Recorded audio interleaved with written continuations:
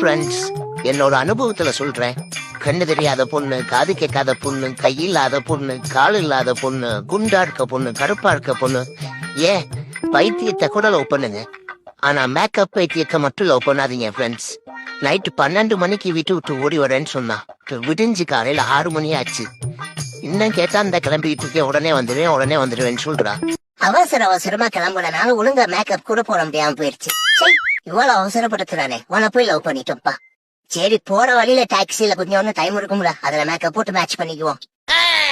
இவ கிளம்பி வந்து நான் அவளை கூட்டிட்டு போய் கல்யாணம் பண்றதுக்குள்ள அவங்க வீட்டுல இருந்து கிளம்பி வந்து எனக்கு கருமாதி பண்ணிடுவாங்க போலயே.